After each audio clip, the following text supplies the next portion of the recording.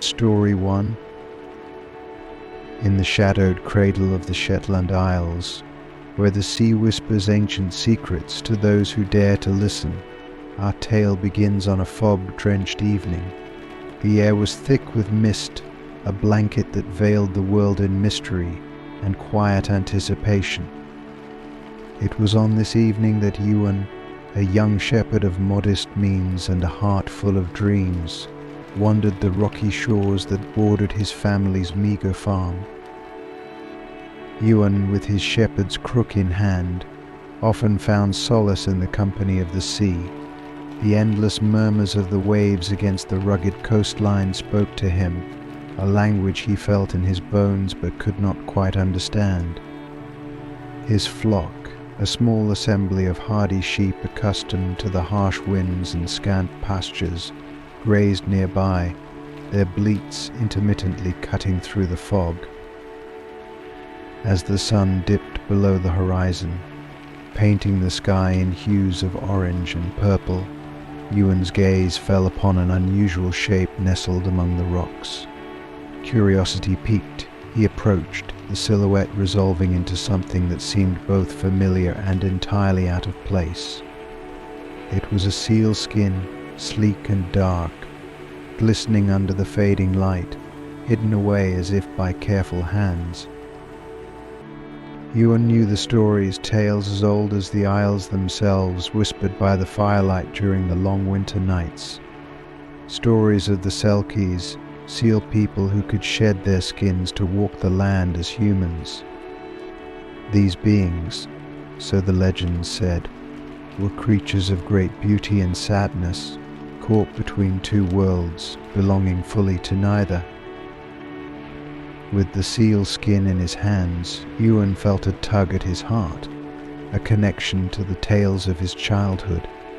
The skin was smooth and cool, brimming with a mysterious energy that seemed to pulse against his fingertips. Compelled by a force he couldn't explain, Ewan wrapped the skin in his cloak and hurried home, the fog closing in behind him like a door to a secret world. That night, Ewan lay awake, the seal skin hidden beneath his bed. His mind raced with thoughts of the Selkies and the being to whom the skin belonged. He imagined her, for he was certain the skin belonged to a female Selkie, wandering the shore in search of her lost skin, trapped in human form, longing for the sea. Days passed and Ewan's life became consumed by the secret he harbored. Each evening he returned to the spot where he had found the skin, hoping to catch a glimpse of the Selkie, to return what he had taken. But the shores remained empty, the sea whispering secrets he could not decipher. It was on the seventh night, under a moonlit sky clear of fog, that his patience was rewarded. There by the water's edge stood a figure, silhouetted against the moon's glow, her gaze fixed upon the sea. Ewan approached cautiously, the seal skin bundled in his arms. As he drew nearer, the figure turned, and he found himself looking into the eyes of a woman of unearthly beauty, her hair dark as the depths of the ocean, her eyes reflecting the sorrow and longing of the sea. "Ewan," she spoke, her voice the melody of waves against the shore, "you have something that belongs to me." With trembling hands, Ewan offered the skin to her, his heart heavy with the weight of his decision. To return the skin was to open the door for her return to the sea, to the life she was torn from. Yet to withhold it was to keep her trapped in a world not her own, a prisoner of his selfish desires. The Selkie took the skin, her touch sending shivers down Ewan's spine. In that moment a bond was forged, a connection deeper than the fathomless sea. She told him her name was Moira, and as they spoke, Ewan learned of the Selkie community, a people of the sea who lived in harmony with the tides, their lives intertwined with the rhythms of the ocean. Moira spoke of her longing for the sea, the pain of being separated from her family, and the joy of feeling the ocean's embrace. But she also spoke of the beauty she found on land, the colors of the sunset, the warmth of the sun, the kindness in Ewan's heart. As dawn approached, Moira faced a choice, one that mirrored Ewan's own dilemma. To return to the sea was to leave behind the connection she had found with Ewan, a love that had blossomed in the heart of the night. To stay was to forsake her true nature, the call of the ocean that pulsed in her veins. Ewan, Moira said, her eyes glistening with unshed tears, "I must return to the sea. It is where I belong. But know this, the bond we've shared this night will forever link our souls across land and sea." With those final words, Moira slipped into the sealskin, transforming before Ewan's eyes into a sleek seal, her gaze lingering on him for a heartbeat before she glided into the waves, leaving Ewan alone on the shore, his heart full of love and loss. As the years passed, Ewan never forgot Moira or the enchanting secret of the Selkies. He became a guardian of the shore, protecting the secrets of the sea and its people. And sometimes, on clear nights when the moon cast its silver glow over the waves, he would see a seal watching him from the water, its eyes shining with a familiar light. In the end, Ewan's discovery on that fog-drenched evening led him to a truth greater than any legend or tale. For in the heart of the secret of the Selkies he found love, loss, and the unbreakable bonds that tie us to the natural world and to each other. Story 2. In the rugged heart of Scotland, where the highlands whisper of ancient glories and long-forgotten tales, the village of Inverness found itself gripped by an electrifying rumour. Whispers of a dragon sighting, a creature thought to exist only within the pages of myth and legend, stirred the souls of every villager. The news spread like wildfire, igniting a frenzy of speculation and fear, for the dragon had been a symbol of power and mystery, a being of fire and air, woven into the very fabric of Scottish folklore. Amidst this turmoil, two unlikely companions found themselves drawn together by a shared curiosity and an unspoken desire to unearth the truth. Aidan, a historian with a penchant for the obscure and the forgotten, had spent his life poring over ancient texts and ruins, searching for the threads that connected the past to the present. Fiona, a blacksmith with a skeptic's heart and hands accustomed to the forge's heat, viewed the rumors with disbelief. Yet the prospect of adventure and the chance to prove the tales false or perhaps, against her better judgment, true lured her into partnership with Aidan. Their journey began at the crack of dawn, under a sky painted with the light of a sun that promised revelations. They set out toward the ruins of an ancient castle, said to have been the last known refuge of the dragons in Scotland, guided by a map that Aidan had uncovered in his research. The path was treacherous, winding through heather-covered hills and deep, shadowed valleys, but the promise of discovery urged them onward. As they travelled, Aidan shared tales of the dragons of old, creatures of immense power and wisdom, revered and feared in equal measure. He spoke of their role in Scottish history, how they had shaped the very mountains and valleys through which they now walked. Fiona listened, her skepticism slowly giving way to a sense of wonder, as the landscape around them seemed to echo the legends of the past. The ruins loomed before them, stone skeletons clawing at the sky, veiled in a silence that spoke of centuries past. It was here, among these ancient stones, that their quest for the truth led them to a discovery that would change not only their lives but the very fabric of their understanding of the world. Hidden beneath a veil of moss and ivy, they found an entrance to a cavern, long sealed and forgotten by time. The air was cool and damp as they descended, the light of their torches casting shadows that danced upon the walls. Deeper and deeper they went, until the passage opened into a vast chamber, its size defying the mountain's heart. And there, in the gloom, lay the last dragon of Scotland. It was not, as the tales had described, a beast of fire and death, but a creature of elegance and sorrow, its scales shimmering with the colours of the earth and sky. Its eyes, ancient and wise, opened at their approach, fixing upon them with a gaze that spoke of loneliness and longing.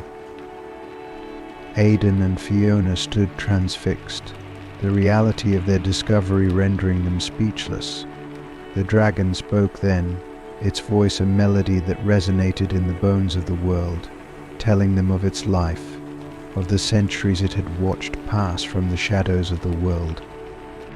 It spoke of the kinship it felt with the land and its people, and of its desire to remain a guardian of the mysteries that lay hidden in the heart of Scotland.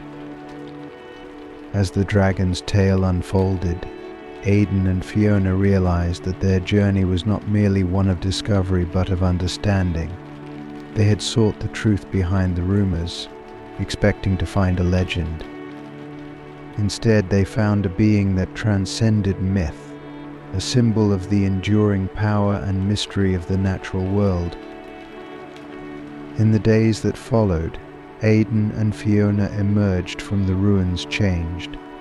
They spoke not of what they had found, understanding that some truths were meant to be kept, guardians of the secret of the last dragon of Scotland.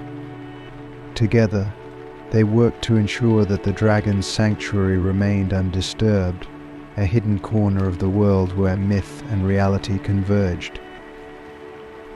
Their journey had begun with a search for answers, but it ended with the realization that some mysteries were not meant to be unraveled. Instead, they were to be cherished, a reminder of the magic that still dwelled in the world, if only one knew where to look. And so the last dragon of Scotland remained, a guardian of ancient secrets, and a symbol of the bond between humanity and the mysteries of the natural world. Aidan and Fiona, forever changed by their encounter, became keepers of the tale, a story passed down through whispers and half-believed legends, a tale of curiosity, skepticism, and the discovery of wonder in the most unexpected of places. Story 3. In the shadow of the Scottish Highlands, where the past clings to every rock and river, there lies the Isle of Lewis, a land of stark beauty and ancient mysteries. Among its most enigmatic treasures are the standing stones of Callanish, an array of megaliths that have watched over the landscape for millennia, their origins shrouded in the mists of time. Eleanor MacGregor, a young archaeologist with a fiery spirit and an insatiable curiosity for the past, found herself drawn to these stones. Her fascination was not merely academic, it was as if the stones themselves called to her, whispering secrets on the wind that she yearned to understand. Eleanor had studied the theories. Some said the stones were an ancient calendar, others whispered of rituals and ceremonies lost to the ages, but she sought the truth hidden beneath centuries of speculation. Armed with her notes, her camera, and a heart full of questions, Eleanor set out for the Isle of Lewis as the summer waned. She arrived at Callanish as the sun began its slow descent, bathing the stones in a golden light that seemed to ignite an ethereal glow around them. The air was thick with the scent of the sea and the ancient peat bogs, and a silence enveloped the landscape, broken only by the distant cries of seabirds. As dusk approached, Eleanor walked among the stones, tracing her fingers over the weathered surfaces, feeling the grooves and fissures carved by time. She whispered questions into the crevices, half expecting no answer, yet yearning for a sign. And as the last light of day slipped below the horizon, a faint murmuring filled the air, like the rustling of leaves or the gentle babble of a brook. The stones were whispering. Eleanor stood still, her heart racing as the whispers grew more distinct, weaving into words she could almost understand. And then, as suddenly as a gust of wind, the world around her shifted. The air grew colder, the modern trappings of her world faded away, and she found herself enveloped in the mists of time, transported back to an era when the stones were not yet ancient. She was in the same place, but the world was unrecognizable. The stones stood proud and new, their edges sharp and eroded by the ages. Fires burned in the distance, casting flickering shadows, and figures moved around her, clothed in the skins of animals, their faces marked with pigments. Eleanor's heart throbbed in her chest as she realized she had been granted the impossible, a journey back to the time of the stone's creation. These people, she understood, were the builders of Callanish, a society whose ways were as foreign to her as the stars. Yet, as she observed them, a sense of connection bloomed within her. They were not so different, bound by the same curiosity and awe of the universe that drove her own studies. Eleanor knew she must learn their language, understand their customs, and uncover the purpose of the stones if she was ever to return to her own time. Her journey through this ancient society was fraught with challenges. She began by observing from a distance, slowly learning to mimic their speech and actions until she could communicate in their tongue. She discovered that these people were astronomers and priests, artists and engineers, their lives deeply intertwined with the cycles of the earth and sky. The stones, she learned, were more than a calendar or a mere monument. They were a nexus of their culture, a point where the heavens touched the earth. The stones aligned with the stars, the sun, and the moon, marking the passage of seasons and guiding the planting and harvesting of crops. But they were also a temple, a place of gathering where the people celebrated the cycles of life and death, of light and darkness. As Eleanor delved deeper into their world, she found herself at the heart of a mystery. The stones were part of a prophecy, one that spoke of a time when the balance of the world would shift and a bridge between the past and the future would open. It was a prophecy that, unbeknownst to her, Eleanor was destined to fulfill. Eleanor's days melded into the rhythm of this ancient society, each moment a thread in the rich tapestry of their culture. She worked alongside them, learning the art of weaving and the patterns that told stories of the stars and sea. She observed the meticulous construction of new stones hewn from the earth and transported with a combination of ingenuity and sheer force of will, meant to expand the sacred circle. With each passing day, her understanding deepened, not just of the language and customs, but of the people themselves, their hopes, fears, and the deep reverence they held for the land and sky. But as the seasons changed, marking time in a world that felt increasingly like her own, Eleanor's thoughts turned to the prophecy. The elders spoke of it in hushed tones, a foretelling that had been passed down through generations, of a stranger from beyond the stars who would walk among them in a time of great need, bridging the past and the future. Eleanor puzzled over the meaning of the prophecy and her role in it. She questioned the elders, using her knowledge of archaeology to draw parallels between their beliefs and the evidence she had studied from other ancient cultures. She learned that the bridge the prophecy spoke of was not a physical structure, but a moment of alignment, a confluence of celestial and earthly energies that could open a path through time. As the alignment approached, a rare conjunction of the planets and stars mirrored in the arrangement of the stones, Eleanor felt a weight of responsibility. The people of Kalanish believed that this event would herald a renewal, a chance to rebalance the harmony between humanity and the cosmos. But there were those who feared the unknown, who saw the prophecy as a harbinger of doom. Eleanor, with her foot in two worlds, saw the potential for understanding, for a merging of past wisdom with future knowledge. She worked tirelessly, using her skills as an archaeologist to interpret the alignments and the significance of the stones, while also embracing the spiritual aspects of the culture that had welcomed her. On the eve of the alignment, the people of Kalanish gathered around the stones, their faces lit by torchlight, their voices raised in a chant that echoed the whispers of the stones. Eleanor stood at the center, her heart a drumbeat in sync with the pulse of the earth. As the celestial bodies moved into position, a hush fell over the crowd. Then, in a moment suspended between breaths, the stones began to hum, a deep, resonant tone that vibrated through the air. The sky above seemed to open, revealing a tapestry of stars so vivid it took Eleanor's breath away. And in that instant, she understood the stones were not just a bridge through time, but a conduit for knowledge, a way to connect the wisdom of the ancients with the possibilities of the future.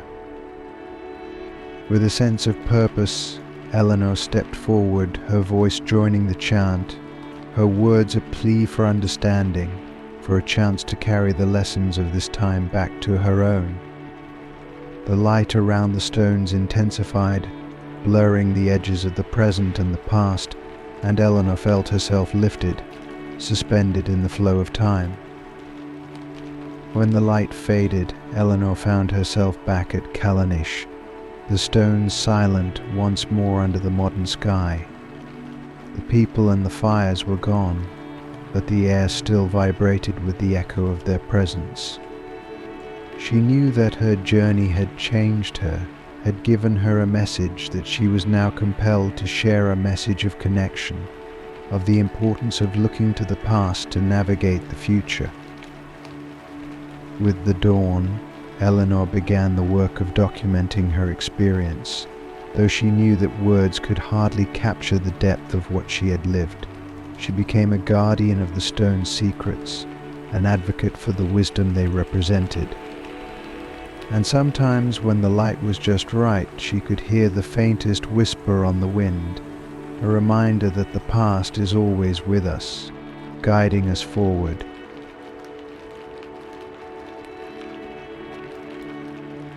Story 4. Duntroon Castle, perched upon the rugged cliffs overlooking the stormy Scottish seas, has stood as a silent witness to centuries of history. Its stone walls, battered by the elements, harbored tales of valor, treachery, and the eternal longing of lost souls. Among its most enduring legends was that of the ghost piper, whose mournful melodies were said to herald the coming of unseen forces and untold secrets. Dr. Fiona MacLeod, a scholar with a penchant for the supernatural and a deep love for Scottish folklore, found herself drawn to the legend. Her fascination wasn't just academic, it was personal, for her own ancestry was intertwined with the clans that had once roamed these lands. Armed with her research, a keen intellect, and an open heart, Fiona arrived at Duntroon Castle under the cloak of autumn, when the veil between the living and the dead is at its thinnest. The castle, now a shadow of its former glory, was cared for by the MacGillivray family, descendants of the clan that had built it. They welcomed Fiona with the warmth reserved for kin, sharing with her the tales passed down through generations. The story of the ghost piper, as they recounted, was not just a ghost story but a tragic tale of betrayal, love, and loyalty. Centuries ago, Duntroon Castle was under siege, and among its defenders was a young piper named Ewan Mackenzie. Ewan was not only beloved for his skill with the pipes, but also for his brave heart and kind spirit. He had fallen in love with a maiden from the besieging clan, a love as forbidden as it was deep. As the siege tightened its grip on Duntroon, Ewan's beloved, fearing for his life, begged him to flee, to escape the fate that awaited him. But Ewan refused, bound by duty and love for his clan. The siege reached its climax one fateful night when the castle's defenders, overwhelmed and facing certain defeat, devised a desperate plan. Ewan would play his pipes, his music a signal to their allies, hidden in the hills. But betrayal struck before the plan could be set into motion. The castle fell and Ewan was captured, his hands cruelly severed to prevent him from playing ever again. Yet with his dying breath he vowed to return, his spirit bound to his clan and the castle he loved. As Fiona delved deeper into the legend, she uncovered records of Ewan's existence, of the siege, and of the tragic love that had transcended the boundaries of clan and duty. The pieces of the puzzle began to fall into place, painting a picture of a time when love and loyalty were the highest virtues, and when the bond between a piper and his clan was unbreakable. Determined to honor Ewan's memory, and perhaps even to witness the truth of the legend herself, Fiona stayed at the castle as Samhain approached.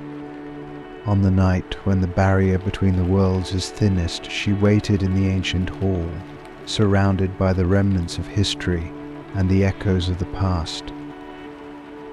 As midnight approached, a chill filled the air, and a silence descended upon the castle, a silence so profound it seemed to herald the arrival of something or someone beyond the realm of the living.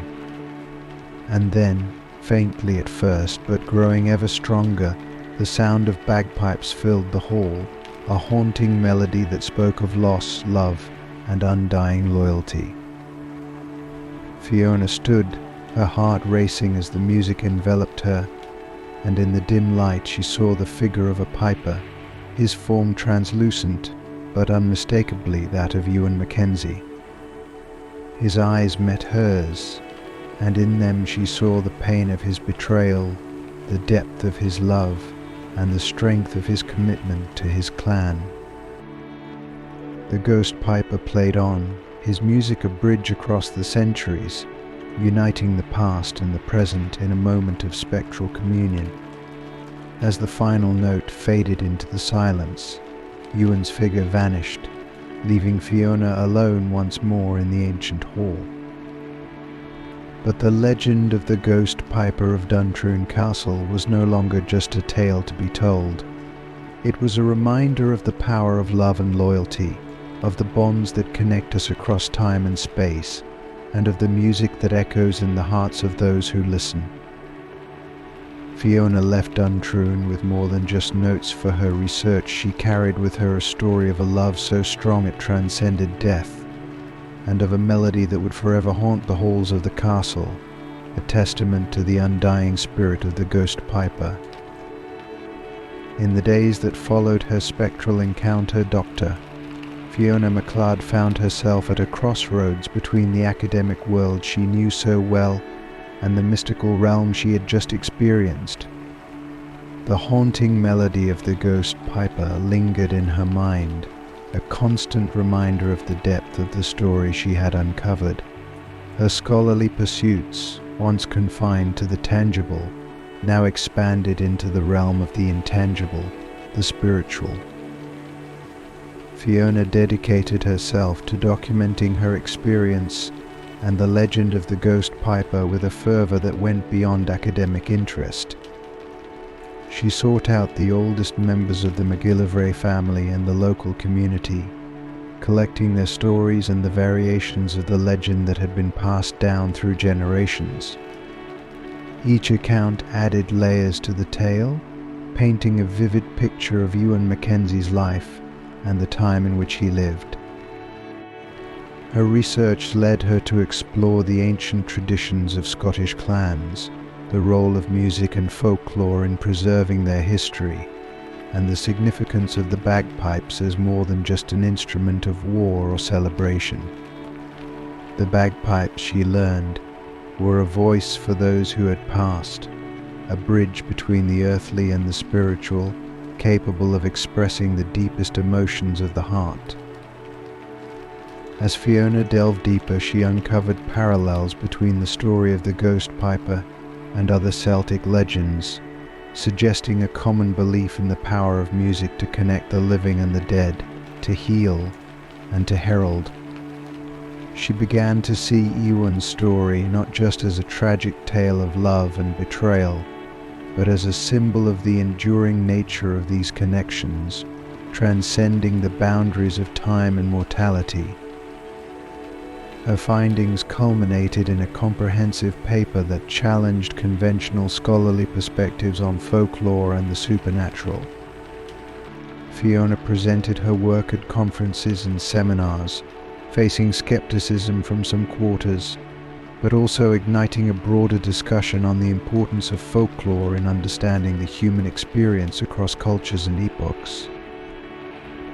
Inspired by her experience, Fiona organized a series of events at Duntroon Castle, inviting musicians, historians, and scholars from around the world to explore the role of music in cultural identity and memory.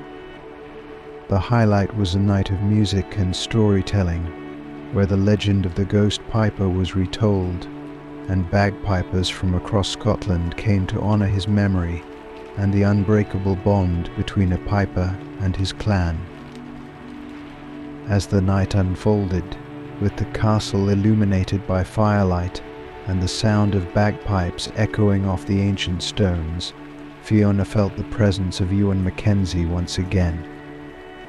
It was a gentle acknowledgement, a whisper on the wind that his story had found its rightful place in the tapestry of history, kept alive by those who believed in the power of legends to reveal the truths of the human heart. Fiona's work at Duntroon Castle became a testament to the enduring nature of love, loyalty, and the connections that bind us across the ages. The Ghost Piper of Duntroon, once a haunting figure shrouded in mystery, became a symbol of hope, a reminder that those we love never truly leave us, their spirits echoing in the stories we tell and the music we play. Dr. Fiona MacLeod had started her journey in search of a ghost, but found instead a story of eternal love, a legend that bridged the gap between the past and the present, and a personal connection to the land and its history that would forever shape her life and work. And though she continued her scholarly pursuits, Fiona always returned to Duntroon Castle, especially on nights when the veil between worlds was thin, to listen for the haunting melody of the Ghost Piper, a melody that now spoke not just of loss, but of the unbreakable bonds that withstand the passage of time.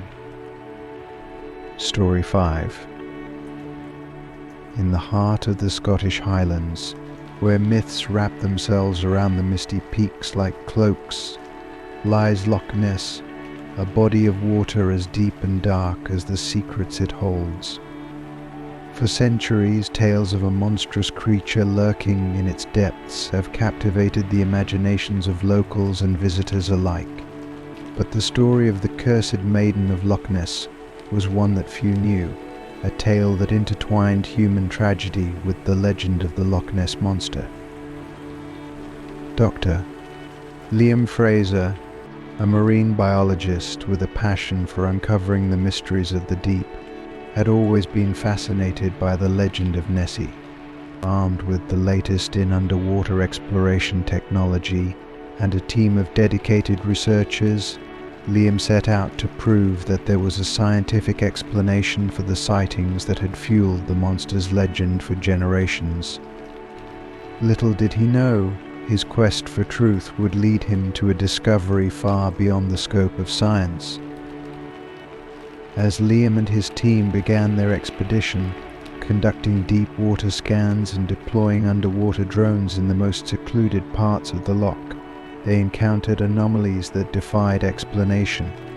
Shapes and movements suggested the presence of a large living creature, yet each attempt to capture clear evidence was thwarted by a strange interference that seemed almost intentional. One night, as a storm brewed over Loch Ness, casting the loch into turmoil, Liam took a small boat out to the center of the water, drawn by a feeling he couldn't explain. There, amidst the howling wind and crashing waves, he saw her for the first time.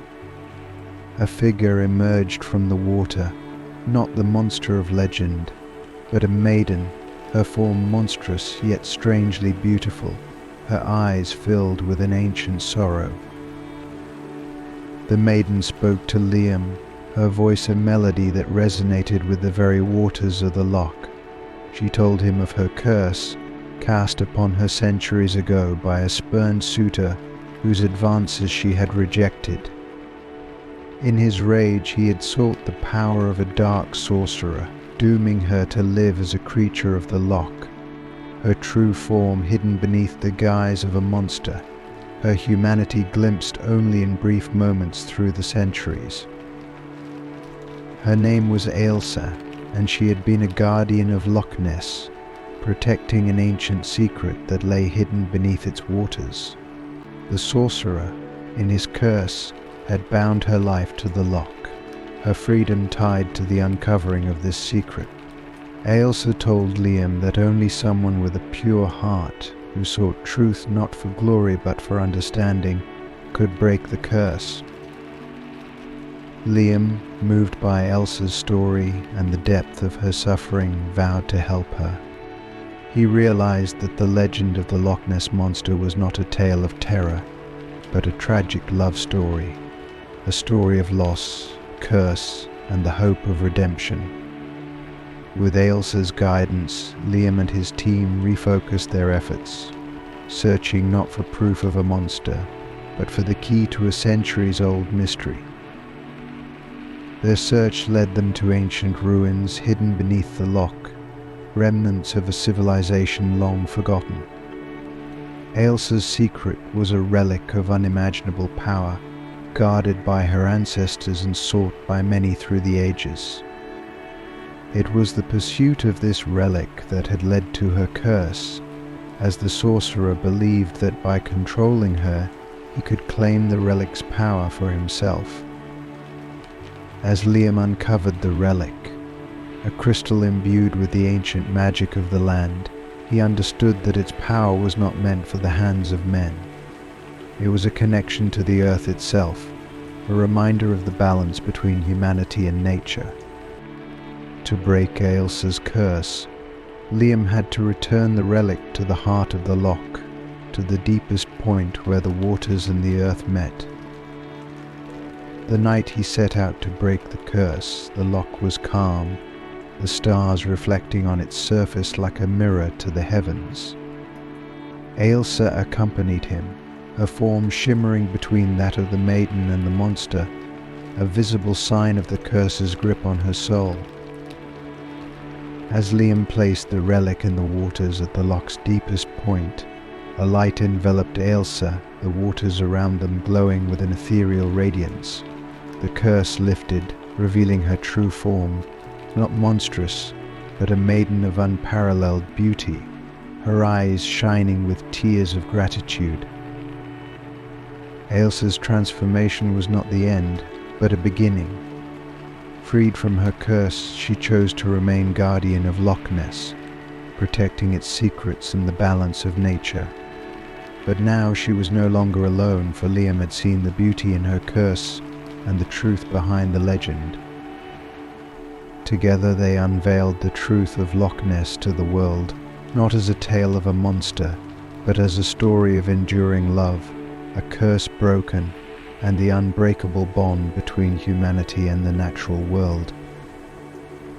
As years passed, Liam and Ailsa became custodians of Loch Ness, their story a testament to the power of understanding, compassion, and the enduring magic that lies in the heart of the Scottish Highlands. Story 6. In the shadow of Ben Nevis, the highest peak in the British Isles, there lies a forest shrouded in mystery and legend. It was said that within its depths dwelled creatures of ancient magic, guardians of the threshold between the worlds of men and the unseen. Among these tales, one captured the imagination of young Alastair Campbell more than any other: the legend of the enchanted stag, a majestic beast with antlers that shimmered like the stars, said to be a prince cursed by dark magic. Alasdair, the son of a humble shepherd, had grown up on the tales of his forebears, brave warriors, and cunning folk who had protected the Highland realms for generations.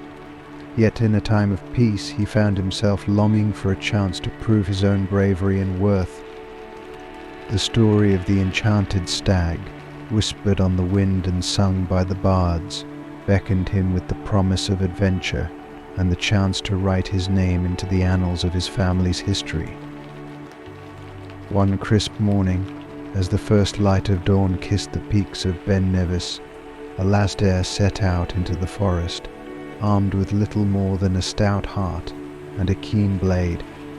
The forest greeted him with a silence profound and ancient, its paths winding and mysterious. Alasdair walked for hours, guided by intuition and the faint whispers of the forest. As the sun reached its zenith, casting a golden light through the canopy, Alasdair came upon a clearing. There, bathed in the dappled sunlight, stood the enchanted stag, as majestic as the tales had described, its eyes deep pools of knowledge and sorrow. The stag spoke, its voice a melody that seemed to resonate with the very essence of the forest. "I am Prince Ewan of the Highland realms," it began, "cursed by a wicked sorceress who seeks to claim the throne for her darkness. Only one of pure heart can break the spell and restore peace to our lands." Moved by the stag's plight and the nobility of his cause, Alasdair vowed to help Prince Ewan. The stag, with a nod of its majestic head, led Alasdair deeper into the forest, to the heart of the sorceress's domain. Along the way, Alasdair faced challenges that tested his courage, wit, and strength of spirit. Creatures of shadow and deceit barred his path, enchanted by the sorceress's dark magic, but Alasdair's resolve did not waver. The stag revealed to Alasdair the secret of the sorceress's power crystal heart, hidden within her fortress that anchored her magic to the world of men. To defeat her and break the spell, they would need to shatter the crystal heart, freeing the magic back into the land. Their journey led them to the sorceress's fortress, a twisted spire of stone and thorn, its walls pulsing with dark energy. The sorceress, sensing their approach, unleashed her minions and the full fury of her magic upon them. But Alasdair and the enchanted stag, united in their purpose, pressed onward, driven by the bond they had forged and the righteousness of their quest. The battle was fierce, the sorceress's power nearly overwhelming, but Alasdair's bravery and the stag's enchantment turned the tide. Together they reached the heart of the fortress, confronting the sorceress in her sanctum. There, amidst the clash of steel and the roar of spells, Alasdair shattered the crystal heart, its fragments dissolving into light that swept through the fortress and the forest beyond.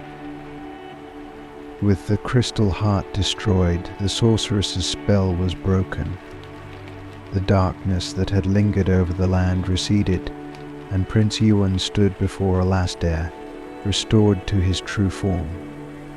The forest came alive with the sounds of rejoicing, as creatures and spirits, long oppressed by the sorceress's reign, emerged to witness the dawn of a new era. Prince Yuan, grateful beyond words, offered Alasdair any reward within his power, but Alasdair asked only for the well-being of his people and the protection of the forest. Recognizing in Alasdair a kindred spirit, Prince Yuan declared him a protector of the realm, a guardian of the balance between the worlds of men and magic. Alasdair returned home a hero, not just in the eyes of his people, but in his own heart. He adventured into the unknown, faced the darkness, and emerged not only victorious but transformed. The tale of his bravery and the bond between him and the enchanted stag became a legend in its own right, a story of courage, friendship, and the unyielding power of the human heart. And so, beneath the watchful gaze of Ben Nevis, peace and harmony were restored to the Highland realms, guarded by Alasdair Campbell, the friend of the enchanted stag, and Prince Ewan, ruler wise and just. Their story, a testament to the magic that resides in the heart of Scotland, was told and retold, a beacon of hope and a reminder of the enchantment that lies just beyond the veil of the ordinary, waiting for those brave enough to seek it.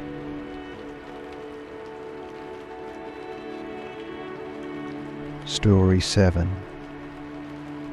In the ethereal landscapes of the Isle of Skye, where the veil between worlds is thin and the ancient magic of the land whispers to those who dare to listen, there existed a tale not often spoken of. It was the story of the weeping fairy, a creature of sublime beauty and sorrow, her tears said to fall like dew upon the heather, each one a testament to the love she had lost. Alid, for that was the fairy's name, had loved a mortal, a young bard whose music had the power to bridge the gap between the human and fairy worlds. Their love was a melody woven into the fabric of the isle, a harmony of two souls that transcended the boundaries set by nature. But as with all tales of fairy love and mortal hearts, theirs was destined for tragedy. The bard was taken by a tempest at sea, leaving Eilid to mourn her loss in the solitude of the fairy realm, her grief a shadow that dimmed its light. Many years later, the tale of the weeping fairy would entwine with that of Moira, a widow whose heart was shrouded in grief. Moira had come to Skye to seek solace in its sweeping landscapes and ancient stones, hoping to find a sliver of peace in the wake of her husband's passing. What she found was a dream, a tapestry woven from the threads of sorrow and longing that called to her in the night. Drawn by the dream, Moira wandered into the heart of the isle, where the boundaries between the worlds grew faint.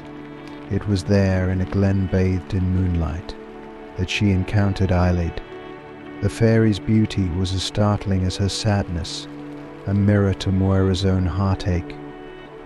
Eilid spoke of her love and loss, of the tapestry of dreams she had woven in her longing to connect with the human world once more. Touched by Eilid's story, Moira felt a kinship with the fairy, a shared understanding of love's enduring bond beyond the veil of death. In Eilid's eyes, Moira saw not only sorrow but also a glimmer of hope, a desire to heal the rift that her grief had wrought between the fairy and human realms. Together, they embarked on a quest, a journey that would take them through the mists of time and the depths of their own hearts. Eilid sought to weave a new tapestry, one of healing and connection, that would bridge the gap between her world and Moira's. But to do so, they needed to gather the threads of this tapestry from the corners of Skye, each thread a memory, a moment of beauty and love that transcended sorrow. Their journey led them to ancient standing stones, to cliffs where the sea met the sky, and to forests where the air was thick with enchantment. Along the way they encountered beings of the fairy realm, creatures of myth who had watched over the isle since time immemorial. From each, Elida and Moira sought wisdom, learning the ways in which love endures, transforms and bridges the spaces between us. As they gathered the threads of the tapestry, Moira's heart began to mend, the grief that had once consumed her giving way to a newfound strength and purpose. She saw in Eilida's quest a reflection of her own journey through loss, a testament to the resilience of the heart and the power of love to transcend the boundaries of world and time. In the end, Eilid wove the tapestry with Moira by her side, their combined experiences a fusion of fairy magic and human emotion giving rise to a creation that shimmered with the light of their shared journey. When the tapestry was complete, they hung it in the glen where they had first met, its magic a beacon that healed the rift between the worlds, allowing for a communion of spirits once thought impossible. The weeping fairy of the Isle of Skye wept no more, her tears replaced by a smile of gratitude and peace. Moira, though she would always carry the memory of her husband in her heart, found solace in the knowledge that love, like the tapestry they had woven, was a bridge that connected all souls, transcending death and despair. And so the tale of the weeping fairy and the grieving widow became a legend of the Isle of Skye, a story of healing, of the enduring power of love, and of the unseen threads that bind the human and fairy worlds together. It was a reminder that even in our deepest sorrow, there is the potential for beauty, connection, and the rekindling of hope. Story 8. In the heart of the Scottish Highlands, where myths cloak the rugged hills like the morning mist, the Clan MacLeod held a treasure beyond compare, the fairy flag. Woven from the finest silk and imbued with ancient magic, the flag was said to possess the power to protect the clan in their hour of greatest need, summoning a fairy army to their aid. For generations it had been safeguarded within the walls of Dunvegan Castle, a symbol of the bond between the MacLeods and the fairy folk. But peace is often fleeting in lands steeped in legend, and the fairy flag became the target of 4 daring thieves. Each thief was drawn not just by the lure of the flag's mystic allure, but by their own secret desires, wealth, power, revenge, and a quest for the impossible. Under the cover of night, they breached the castle's defenses and made off with the flag, unaware of the true power they had unleashed. Upon discovering the theft, young Alistair MacLeod, the youngest son of the clan, knew that the task of retrieving the flag fell to him. Raised on tales of his ancestors' valour and the mysteries of the fairy realm, Alistair set out with a determination that belied his years. His journey would take him beyond the world of men, into the heart of the fairy realm itself, a place of wonder and danger, where time flowed like a river and every path was fraught with enchantment and peril. Guided by an ancient map left to him by his grandfather, a scholar of the arcane, Alistair navigated the treacherous landscapes of the fairy realm. His first challenge came at the Bridge of Shadows, where he faced the spirit of the loch, a guardian of the threshold between worlds. Only by offering a token of his truest self, a lock of hair given in trust, was Alistair allowed to pass. Deeper into the realm, Alistair encountered the 4 thieves, each transformed by the flag's magic into manifestations of their desires. The first, consumed by greed, had become a dragon hoarding gold in a cavern deep beneath the hills. The second, seeking power, had turned into a storm giant, his rage thundering across the skies. The third, driven by revenge, had become a shadow wraith, slipping through the night in search of victims. And the fourth, on a quest for the impossible, had been trapped in an endless maze, forever seeking a way out. With courage and cunning, Alistair faced each thief in turn. From the dragon he learned the value of sacrifice, offering a portion of his own wealth to secure the flag. Against the storm giant he wielded the power of diplomacy, calming the tempest with words of peace. The shadow wraith was defeated with forgiveness, Alistair understanding the pain that drove the thief's desire for vengeance. And to the thief lost in the maze, Alistair offered guidance, showing that the pursuit of dreams need not be a solitary journey. With the fairy flag in hand, Alistair faced his final challenge, the Queen of the Fairies herself. She had allowed the theft to test the resolve of the MacLeods, to see if they were still worthy of the flag's protection. Alistair's actions, his bravery, compassion, and wisdom proved to the Queen that the bond between the MacLeods and the fairy folk remained strong. As a reward for his trials, the Queen offered Alistair a boon. He asked not for wealth or power, but for the continued friendship between his clan and the fairy realm, and for the wisdom to lead his people with justice and kindness. Pleased by his request, the Queen returned with Alistair to the world of men, where the fairy flag was restored to its rightful place. Alistair's return was met with joy and relief, and the tale of his quest became a legend, the story of a young hero's journey into the unknown, facing the manifestations of human desires and emerging triumphant. The fairy flag of Clan MacLeod now returned. It was more than a relic of ancient magic, it was a symbol of the enduring alliance between the MacLeods and the magical realm, and of the courage, compassion, and wisdom that defined true leadership. And so, under the protection of the fairy flag, the Clan MacLeod thrived, their lands peaceful and their people prosperous, forever guarded by the unseen forces of the fairy realm, a testament to the power of faith, the strength of bonds forged in trial, and the enduring magic that flows through the heart of the Scottish Highlands. Story 9.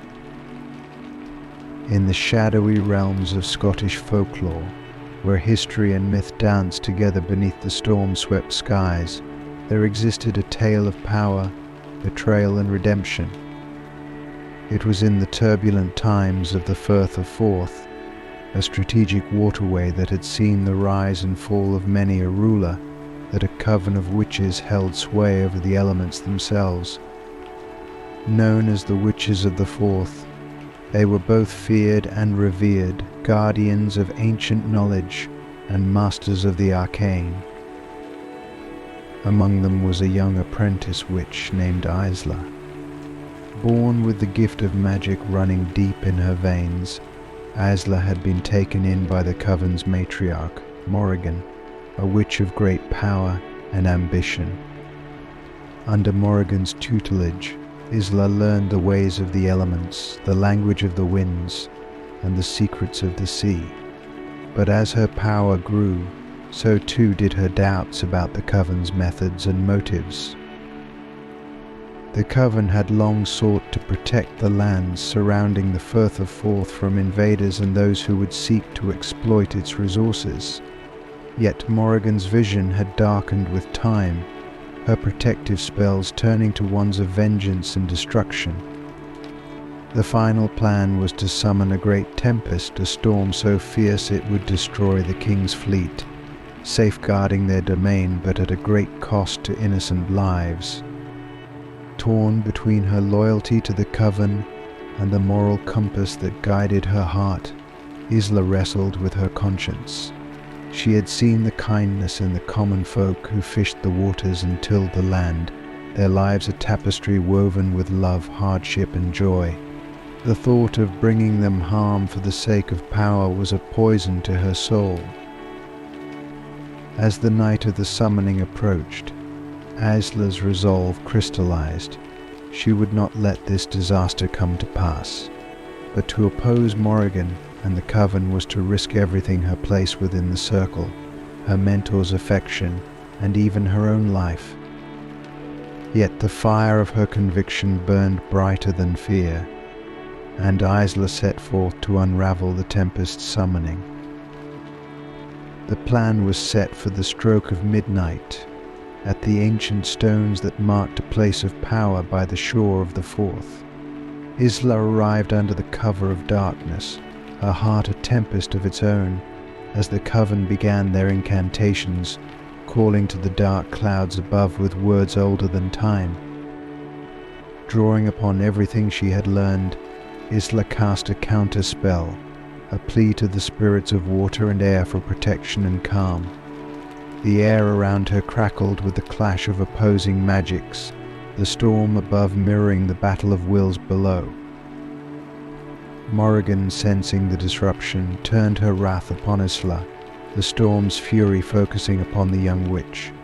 Lightning rent the sky, and thunder roared a challenge as Isla stood her ground, her voice weaving through the tempest, a melody of peace amid the cacophony of destruction. The battle of powers reached its zenith as Isla, drawing upon her deepest reserves of strength, called out to the essence of the storm itself. She spoke of the lives beneath its shadow, of the hopes and dreams that would be dashed upon the rocks should it break. And in a moment of silence that stretched between heartbeats, the storm listened. With a sigh that swept across the waters of the Forth, the tempest unraveled, the clouds parting to reveal the stars above. The Coven, stunned by the turn of events, looked upon Isla with a mixture of awe and fear. Morrigan, her power bested, saw in her apprentice a strength she had not known existed, a power born not of domination, but of understanding and compassion. Isla's act of defiance marked a turning point for the witches of the Forth. No longer would they wield their power for destruction. Under Isla's guidance, they became protectors once more, guardians who used their knowledge to heal and to safeguard the balance between humankind and the natural world. As for Isla, she had discovered her true power, a strength that lay not in the storm but in the calm that follows. Her journey had begun as a quest to prevent disaster, but it had ended with the realization that the greatest magic of all lies in the courage to stand for what is right in the face of overwhelming odds. And so the tale of the witches of the Forth was woven into the fabric of Scotland's history, the story of a young witch who had dared to challenge the darkness, changing the course of her fate and that of the land she loved. It was a reminder that true power lies in the heart, and that even the smallest light can dispel the shadows of the greatest storm. Story 10. In the heart of the Scottish Highlands, amidst the rugged beauty of the Cairngorms, lie secrets as ancient as the wind-carved peaks themselves. This land, shrouded in mist and mystery, is home to spirits of nature, guardians of the wild, who have watched over the mountains and glens since the dawn of time. Among these, the most revered were the guardian spirits of the Cairngorms, ethereal beings that embodied the essence of the land, protecting it from harm. Elid MacAskill, a local ecologist with a deep-rooted connection to the Cairngorms, had always felt the presence of these spirits. Raised on tales of their guardianship and the sacred balance they maintained, she had devoted her life to preserving the natural beauty of the Highlands. Her work, a blend of science and ancient wisdom, had earned her the respect of her community and the attention of the spirits themselves. When a wealthy developer announced plans to build a luxury resort in the heart of the Cairngorms, desecrating sacred grounds and threatening the delicate ecosystem, Elid knew she had to act. The development would not only destroy the habitat of countless species, but would also disturb the resting places of the guardian spirits, risking the balance that had been preserved for millennia. Determined to protect the Cairngorms, Eilid sought the counsel of the oldest and most powerful of the guardian spirits, Ailín, a being who had watched over the mountains since the ice retreated and the first pines took root. Ailín, a majestic stag whose antlers touched the sky, had remained hidden from the eyes of mortals for generations, his presence felt but seldom seen. Under the light of a full moon, Ailid ventured deep into the ancient pine forests of the Cairngorms, calling out to Ailín with a heart full of urgency and a spirit of respect. To her amazement, Ailín responded, materializing before her in a glade, his form shimmering with an otherworldly light. Ailín listened to Eilid's plea, his ancient eyes reflecting the stars above. He too had sensed the coming threat, the shadow that loomed over the land. The time had come for the guardian spirits to make a stand, to protect the Cairngorms not just from the physical destruction of the land, but from the spiritual desecration that would follow. Together, Ailid and Ailín devised a plan. Ailid would lead the opposition to the development, rallying the local community and using her scientific expertise to challenge the developers' claims. Ailín, with the aid of the other guardian spirits, would awaken the magic of the land, making the sacred grounds impassable to those who sought to harm them. The battle was not easily won. The developer wielded considerable influence, and many were swayed by promises of wealth and progress. But Eilid's passion and dedication inspired others to join her cause, and the strange occurrences within the Cairngorms' mysterious mists that led machinery astray, gentle breezes that turned to gales when construction attempted to begin, slowly turned the tide of public opinion. As the struggle reached its climax, Eilid and her allies staged a final protest at the site of the proposed development, a standoff that would decide the fate of the Cairngorms. It was then that Ailín made his presence known to all, appearing at the edge of the forest, his majestic form a testament to the power and majesty of the natural world.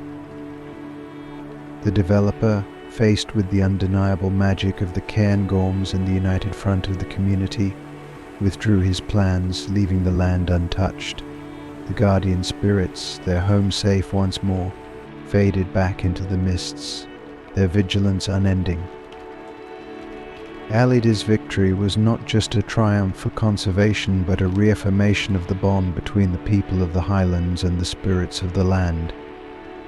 She had proven that even in the face of seemingly insurmountable odds, the courage to stand for what is right and the strength to believe in the unseen can protect the most precious of treasures. The guardian spirits of the Cairngorms remained, as always, watchful protectors of the land, but their legend had grown. No longer were they mere tales from the past, but living symbols of the power of nature and the enduring spirit of those who seek to preserve it.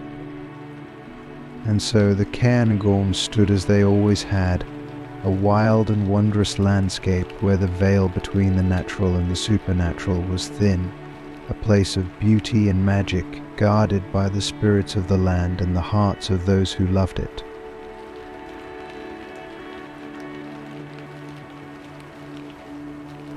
Story 11. In the remote reaches of the Scottish coast, where the sea meets the sky in an endless dance of waves and wind, there stood a solitary lighthouse. Its beacon, a steadfast guardian against the treacherous embrace of the sea, was tended by Malcolm, a keeper whose soul was as much a part of the lighthouse as the ancient stones it was built from.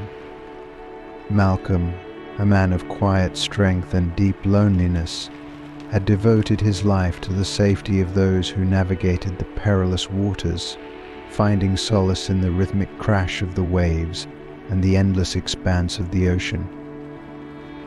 One fateful evening, as the sun dipped below the horizon, painting the sky in hues of fire and gold, Malcolm spotted a figure trapped in a cove at low tide. Moving closer, he discovered not a man, but a kelpie, a shape-shifting water spirit from the lore of his ancestors, known for its malevolent trickery and enchanting beauty. The kelpie, caught in its equine form, with seaweed tangled in its mane and a gaze as deep as the sea itself, spoke to Malcolm with a voice that was the whisper of waves and the roar of the storm. "I am bound by the tide, keeper of the light," the kelpie said, its eyes reflecting the dying light. "Free me, and in return I shall grant thee 3 truths. But beware, for each truth carries its own shadow." Malcolm, wary of the spirit's notorious deceit, pondered the offer. His life, defined by routine and solitude, hungered for a glimpse into the mysteries that lay beyond the lighthouse. With a cautious heart he agreed, aiding the kelpie in returning to the embrace of the sea. As the kelpie slipped beneath the waves, it bestowed upon Malcolm the first truth: those you have saved carry a part of you with them, and in their hearts your solitude is lessened. This revelation brought Malcolm a profound sense of connection to the world beyond his lighthouse, a tapestry of lives intertwined with his own. Yet the shadow of this truth was the realization of the weight of his responsibility, the countless souls who depended on his vigilance against the capricious sea. The second truth: "Follow the love you seek is closer than you think, hidden in plain sight, waiting for the storm to pass." With these words, Malcolm's thoughts turned to Elsie, the daughter of a fisherman, whose visits to the lighthouse with her father had been the only warmth in his solitary existence. He had long harbored feelings for her, a love unspoken, like ships passing in the night. The shadow of this truth, however, was the fear of rejection, the possibility that his feelings might forever remain unreciprocated, leaving him adrift in his own longing. Finally, the kelpie revealed the third truth: your destiny is not bound to this lighthouse. The sea calls you to a greater purpose. Beyond the horizon, this truth ignited a spark within Malcolm, a yearning for adventure and discovery, for a life beyond the solitary beacon that had been his world. Yet its shadow was the uncertainty of the unknown, the risk of leaving behind the safety of the lighthouse for the tumultuous seas of change. With the kelpie's truths echoing in his heart, Malcolm faced a crossroads. The revelations had stirred the depths of his soul, awakening desires and fears he had long kept at bay. In the days that followed, he pondered the kelpie's words, each truth a beacon illuminating paths he had never dared to tread. Empowered by the first truth, Malcolm reached out to the seafaring community he had watched over for years, finding friendship and gratitude where he had once seen only distant lights in the dark. The shadow of his responsibility became a mantle he wore with pride, his solitude softened by the bonds he formed. Guided by the second truth, Malcolm opened his heart to Elsie, discovering that the love he sought had indeed been waiting for the storm to pass. Elsie, who had long admired the lighthouse keeper's quiet strength and dedication, welcomed Malcolm's affection with a joy that dispelled the shadow of his fears. Emboldened by the third truth, Malcolm made the decision to venture beyond the confines of his lighthouse, entrusting its duty to another as he set sail with Elsie to explore the world beyond the horizon.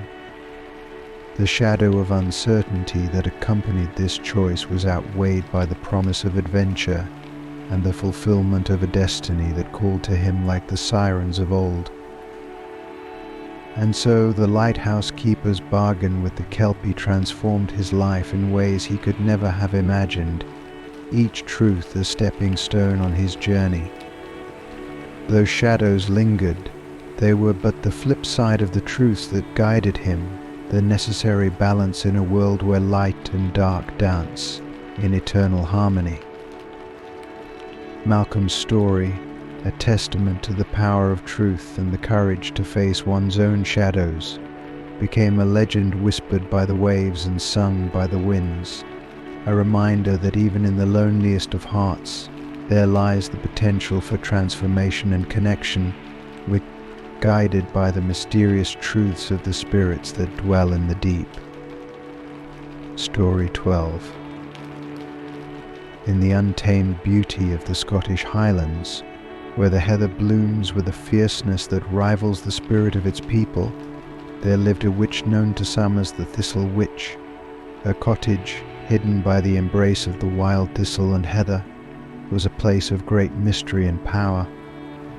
This witch, whose name was Aileen, was both feared and revered for her knowledge of ancient healing arts, her potions renowned across the land for their potency.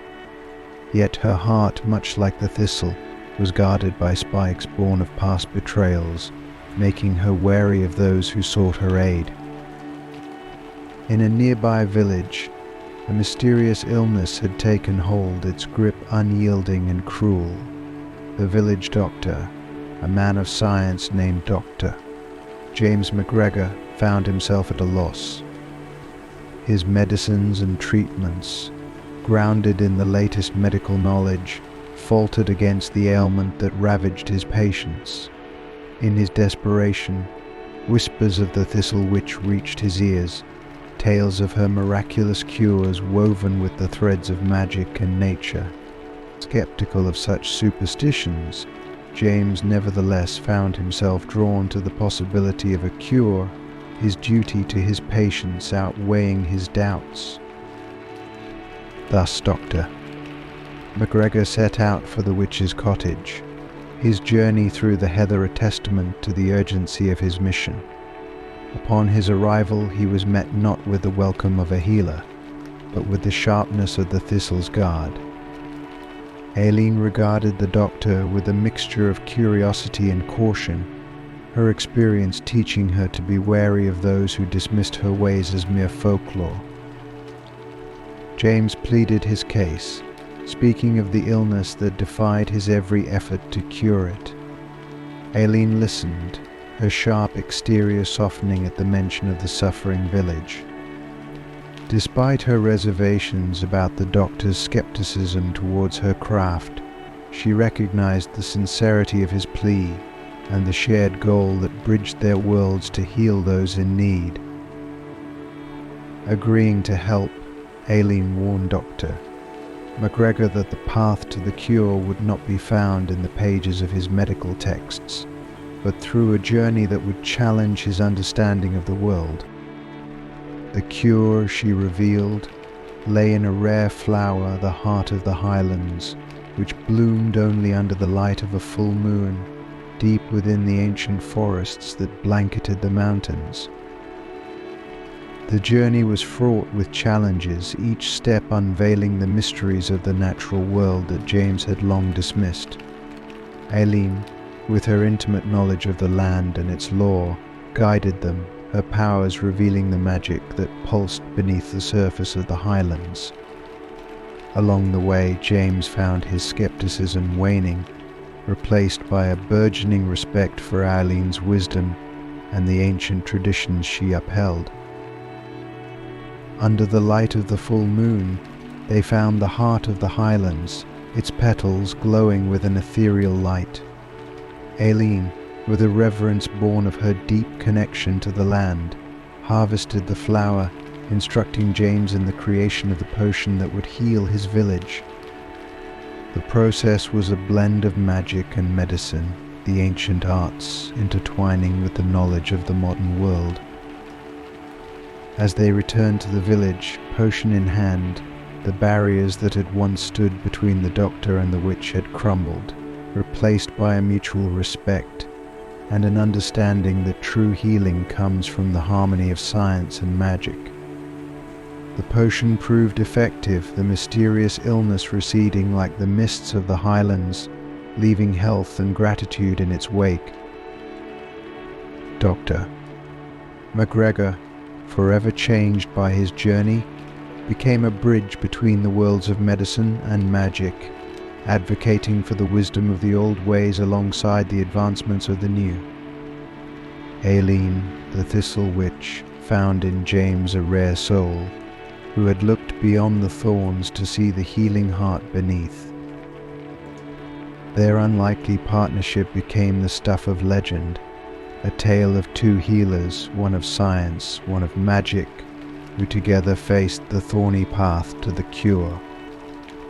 It was a reminder that in the blooming heather of the highlands, where the wild thistle stands guard, there lies a magic as potent as any potion, waiting for those brave enough to seek it. And so the village prospered, the spectre of the illness a distant memory, its people safeguarded by the combined powers of the Thistle Witch and the Doctor.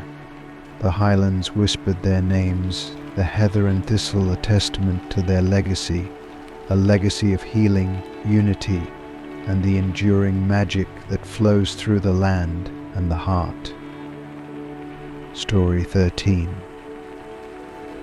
In the shadowed halls of an old library nestled in the heart of Scotland, where the dust of centuries whispered secrets to those who dared to listen, an amateur historian named Finlay Macewan pored over ancient manuscripts and faded maps. His obsession, the lost crown of the Pictish king, a relic of immense power and beauty, said to possess the ability to unite Scotland's divided clans under one banner. Legends spoke of its disappearance in the mists of time, its last resting place a mystery that had confounded scholars and adventurers alike. Finlay's breakthrough came on a rain-swept afternoon, in the form of a parchment so old it seemed to crumble at the edges, inscribed with a riddle that spoke of the crown's hidden location. The riddle was a weave of myth and history, guiding the worthy through a land steeped in magic, to a place where the sun kisses the land farewell and the shadows of the ancestors dance in the twilight. Armed with the riddle and a heart full of determination, Finlay embarked on a journey that would take him deep into the highlands, beyond the realms of known history, into the very heart of Scotland's ancient past. His path was fraught with challenges, each step forward a test of his resolve, as if the land itself sought to measure the worthiness of his quest. Finlay's journey led him to the standing stones of Calanaeus, ancient monoliths that rose from the earth like the fingers of giants. It was here, where the sun kisses the land farewell, that the first clue revealed itself, hidden within the carvings that adorned the stones, pointing him northward toward the mountains that pierced the sky. As Finlay ventured deeper into the wilds of Scotland, he encountered the guardians of Scotland's past, ethereal figures robed in the mists of the highlands, their eyes alight with the fires of history. These guardians, spirits of the land and the ancestors of its people, posed challenges to Finlay, each one designed to test his knowledge of Scotland's history, his respect for its traditions, and his love for its lands. With each challenge met, Finlay's understanding of Scotland's past deepened, as did his connection to the land. He learned of the Pictish kings, of their battles and their alliances, of their art and their wisdom. He came to understand that the crown was not merely a symbol of power, but a covenant between the land and its people, a promise of unity and peace. Finally, Finlay's quest led him to a secluded glen, hidden from the eyes of those who roamed the land without purpose or respect. It was here, in the twilight, where the shadows of the ancestors danced, that he found the lost crown of the Pictish king, resting upon a stone altar, bathed in the fading light of the setting sun. But the crown was not unguarded. A final guardian awaited Finlay, a figure that seemed to embody Scotland itself, its rugged mountains, its rolling hills, its clear lochs. This guardian asked Finlay one final question: for whom do you seek the crown? Finlay's answer was one of humility and wisdom. He spoke not of power or glory, but of a desire to see Scotland united, its people bound not by the might of one, but by the strength of many. His words, sincere and true, were the key that unlocked the guardian's blessing. The crown, though ancient and powerful, was but a symbol. The true power lay in the hearts of those who sought to bring unity and peace to the land. Finlay, having proven himself worthy, was entrusted with the crown, not as a ruler, but as a guardian of the covenant between the land and its people. Finlay's return to the modern world was marked not by the fanfare of discovery, but by a quiet resolve to share the lessons he had learned. The crown, and the journey it had inspired, became a beacon of hope, a reminder of the ties that bind Scotland's people to each other and to their land. And so the legend of the lost crown of the Pictish king lived on, not as a tale of treasure found, but as a story of a quest that bridged the past and the present, uniting them in the shared heart of Scotland. Finlay Maswan, once an amateur historian, had become a part of the legend he sought to unravel, a guardian of Scotland's history and its future. Story 14. In the vibrant heart of Scotland's capital, where the ancient stones of Edinburgh Castle stand sentinel over a city bustling with life, the Edinburgh Festival brought a surge of energy and excitement. Artists, performers and tourists from around the world flooded the streets, drawn by the promise of spectacle and the thrill of discovery.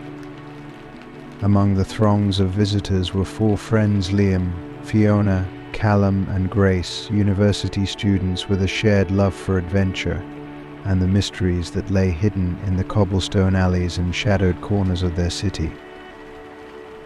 The festival's joyous cacophony was marred by whispers of mysterious events within the walls of Edinburgh Castle. Tourists spoke in hushed tones of a haunting melody, the sound of bagpipes echoing through the night, its source unseen. Legends of the Phantom Piper, a spectral figure condemned to roam the castle's hidden tunnels for eternity, had long been part of Edinburgh's lore, but now it seemed the ghostly piper had awakened. Driven by curiosity and the thrill of a ghostly adventure, the friends resolved to explore the castle after dark, to uncover the truth behind the haunting melody and the secrets of Edinburgh's past. Their journey began on a moonlit night, as the festival's lights danced in the distance, and the castle loomed above them, its ancient stones whispering tales of history and mystery. Armed with little more than flashlights and a shared sense of daring, they found their way into the castle's underbelly through a forgotten entrance, rumored among locals to lead to the hidden tunnels. The air was cool and damp, the only sound their echoing footsteps and the distant revelry of the festival. As they ventured deeper, the faint sound of bagpipes began to fill the air, a melancholy melody that seemed to draw them forward. The tunnels twisted and turned, a labyrinth of stone and shadow, until they stumbled upon a vast, underground chamber, its walls etched with the marks of centuries. There, amid the echoes of the past, they found the source of the haunting melody, an ancient set of bagpipes, resting on a stone pedestal, as if left for someone to find. As Liam reached out to touch the instrument, the air around them shifted, and the phantom piper appeared before them, not as a spectre of fear, but as a guardian of the castle's secrets. The phantom piper spoke of a time when the tunnels were alive with the sound of music and laughter, a refuge during sieges and battles, but a betrayal had sealed his fate, trapping his spirit within the castle walls, his music a lament for a life and a love lost to the ages. The piper's tale was one of love, betrayal, and redemption, a story that had been forgotten by the world above. He spoke of a hidden treasure, not of gold or jewels, but of a legacy that could unite the people of Scotland as it once had. The friends, moved by the piper's story, vowed to help him find peace and to share his tale with the world. Their quest led them through the depths of the castle, each clue unraveling more of the piper's past and the history of Edinburgh itself. They discovered ancient artifacts, letters, and symbols that, when pieced together, revealed the location of the piper's treasure, a manuscript of music, compositions of unparalleled beauty that had once enchanted the hearts of all who heard them. With the manuscript in hand, the friends returned to the piper, their mission complete. The phantom piper, his heart filled with gratitude, played one last melody, a farewell to the chains that had bound him to the earth. As the final note echoed through the tunnels, his spirit was released, fading into the light of dawn that crept into the chamber. The friends emerged from the castle as the first rays of the sun lit the sky, forever changed by their ghostly adventure.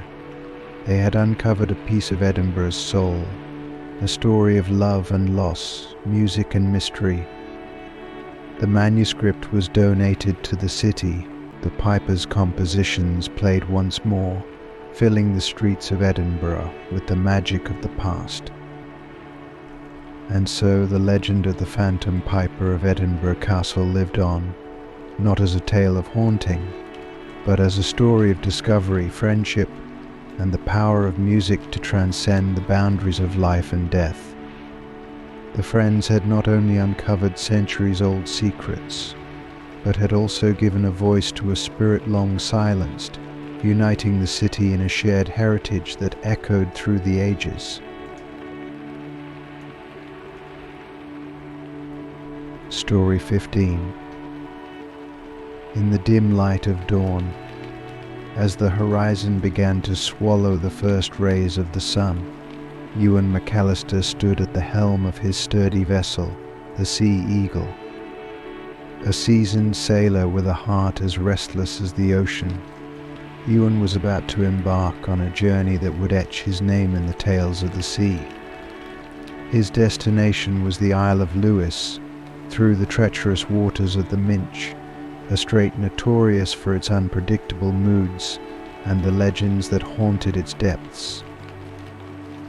The crew, a band of hardy souls drawn from the villages along the Scottish coast, shared a silent bond of trust and respect for their captain. As the Sea Eagle cut through the calm waters, the men went about their duties with the efficiency of seasoned mariners, unaware of the trial that awaited them. The Minch whispered secrets from the ancient depths, where it was said the Blue Men of the Minch, or the Nae Fergorm, held dominion over the waves.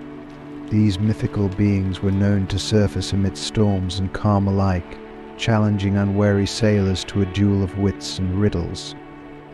It was a contest where the stakes were life and death, for the Blue Men delighted in the torment of mortal minds, and only the cleverest could hope to pass unscathed. As the Sea Eagle ventured further, the sky darkened, and the waters churned. Ewan sensed the change in the air, a thickening tension that spoke of unseen eyes watching. The crew felt it too, casting uneasy glances at the roiling sea. The legends of the Blue Men were no strangers to their ears, and fear clutched at their hearts. Then from the depths they came, The water around the sea eagle frothed and boiled as if the sea itself were alive. The blue men of the Minch, their skin a shimmering hue of the deepest ocean, emerged, encircling the vessel. Their leader, a formidable figure with a crown of seaweed, fixed his gaze on Ewan. "You trespass in our waters, mortal," his voice boomed, carrying over the wind and waves. "The toll is a contest of riddles. Fail, and your ship and lives are forfeit to the sea." Ewan, with a courage that belied his calm exterior, stepped forward. "I accept your challenge, chieftain of the Blue Men. Let us begin." The contest was one of intellect and wit.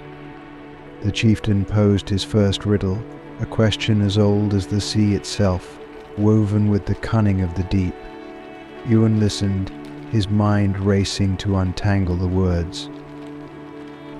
"I dwell in light, yet light I never see. I am the star of midnight's tapestry.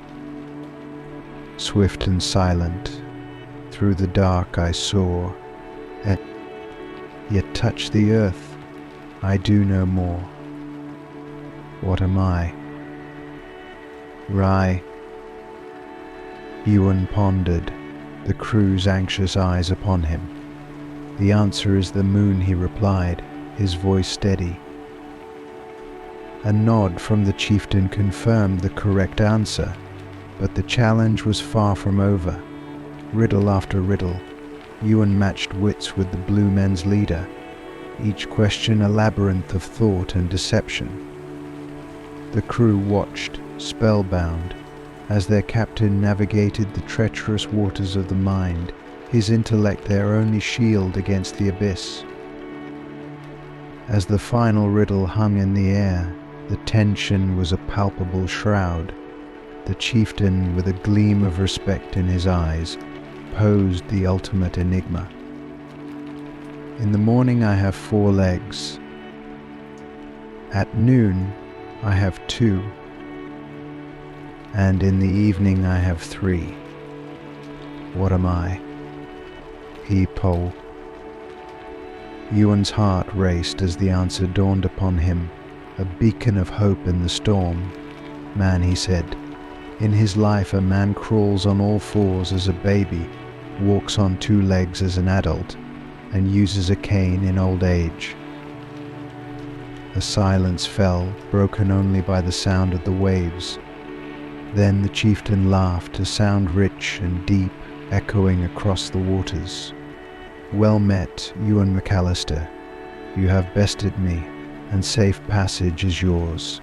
Remember this day, for the sea keeps its secrets, but today you have earned its respect." As quickly as they appeared, the Blue Men of the Minch vanished beneath the waves, leaving the Sea Eagle to continue her journey. The crew erupted in cheers, their voices carried away by the wind, as Ewan stood at the helm, a quiet smile on his lips. The Sea Eagle reached the Isle of Lewis under a canopy of stars, her crew weary but elated, their journey through the Minch a tale for the ages.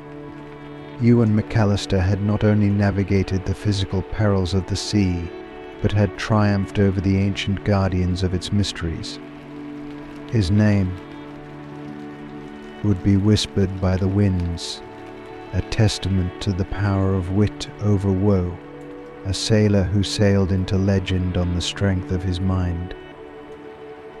And so the tale of Ewan and the Blue Men of the Minch became a beacon of courage and intellect, a story passed down through generations, a reminder that the sea, though unforgiving, respects those who respect its depths.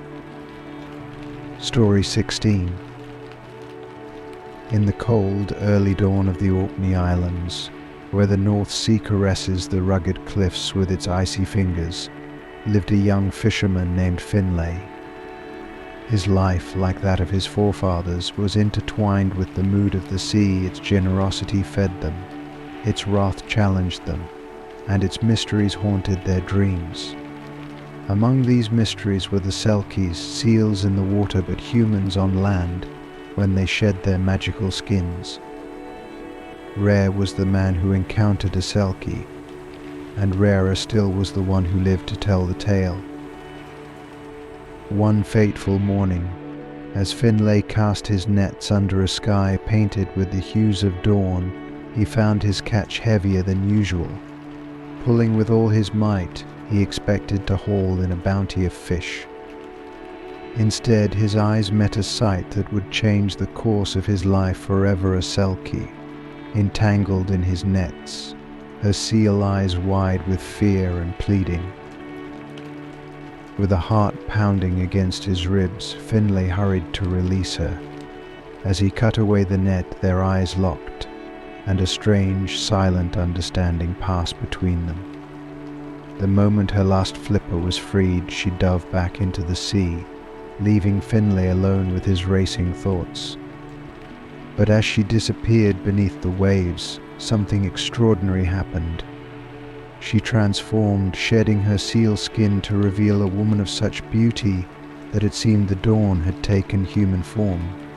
She glanced back at Finlay, a look of deep gratitude in her eyes, before vanishing into the depths.